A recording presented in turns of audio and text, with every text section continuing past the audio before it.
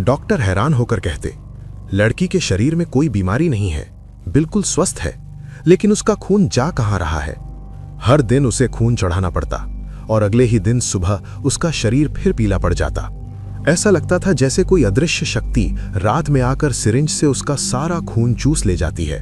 हमने उसी कविराज की बात पर भरोसा किया, सोचा ये कोई डॉक्टरों वाली समस्या है, लेकिन ढाका के बड़े बड़े डॉक्टर भी हार मान गए। लंबे 27-28 दिन मौत से लड़ते लड़ते आखिरकार शिरीन हार गई। वो हमें छोड़कर हमेशा के लिए चली गई। उसकी मौत के बाद शुरू हुआ एक और नाटक। मेरी खाला का पारिवारिक कब्रिस्तान होने के बावजूद आबिद अली कविराज ने हुक्म दिया कि शिरीन को उनके घर के पीछे दफनाया जाए। हमने अंधों की तरह वही किया, लेकिन दफन के बाद से ही मेरी दुस्वप्न की शुरुआत हुई। हर रात में देखता सफेद कफन पहने शिरीन कब्र में तड़प रही है। एक दिन आधी रात को मैं बाथरूम जाने उठा, तभी कान में एक हड्डियां जमा देने वाली आवाज पड़ी। साफ सुनाई दे रहा था, शिरीन की कब्र से जोर जोर की चीखें आ रही हैं, जैसे कोई उसे मिट्टी के नीचे बहुत तकलीफ दे रहा हो।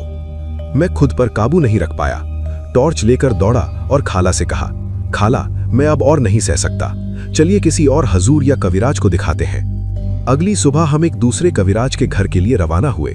आबिद अली उस वक्त घर पर नहीं थे, बेटी के घर गए थे। लेकिन हैरानी की बात, रास्ते में ही वो हमारे सामने आ खड़े हुए। उन्हें खबर कैसे मिली?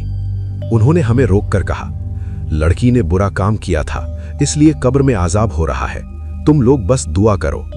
हम फिर भी उनकी बातों में फंस गए, लेकिन मेरे मन में सवाल उठने लगे। शादी की रस्में उसी के घर क्यों हुई? दफन भी उसकी ही जमीन में क्यों?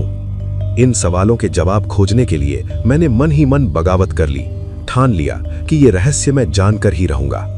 उसी रात मैं लेटा था, अचानक दरवाजे पर जोर की दस्तक। आबिद अली पुकार रहे थे, मुस्तफा बाहर आओ। दरवाजा खोलते ही मैं जम गया। ये कौन सा आबिद अली था? उसके बाल खड़े हुए, आंखें जैसे लाल जवा फूल की। कुछ समझ पाता उससे पहले ही उसने मेरा गला दबोच लिया। मैं सांस नहीं ले पा रहा था, लगा जैसे जान निकल रही है। मैं मन ही मन कलमा पढ़ने लगा, ला इलाहा इल्लल्लाह, और फिर सब काला हो गया। जब आंखें खुली तो पता चला दुनिया के कैलेंडर से पूरे 4.5 साल गायब हो चुके हैं। मुझे बताया गया कि इन लंबे सालों तक मैं पागल था, सड़कों सड़कों भटकता रहा, मुझे कुछ होश नहीं था। माँ बाप ने बहुत इलाज कराने के बाद मुझे वापस पाया। ठीक होने के बाद सुना वही ताकतवर आबिद अली अब मौत के बिस्तर पर पड़े हैं।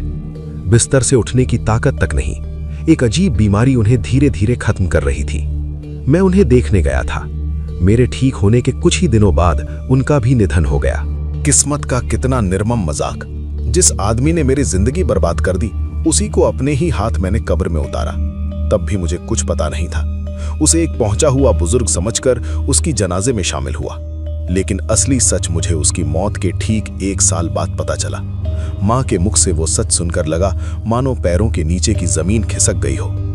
माँ ने बताया, इन सब घटनाओं का असली सूत्रधार वही आबिद अली था। वो कोई अच्छा इंसान नहीं, बल्कि मुखौटा पहने हुआ एक शैतान था। उसके काबू में एक खराब जिन था। उसी जिन ने एक दिन मेरी मासूम पत्नी शिरीन को देख लिया और देखते ही उसके प्रति आकर्षित हो गया। जिन ने आबिद अली को हुक्म दिया कि उसे शिरीन चाहिए। आबिद अली पहले तैयार नहीं हुआ, लेकिन उस जिन की ताकत के आगे हार मान गया।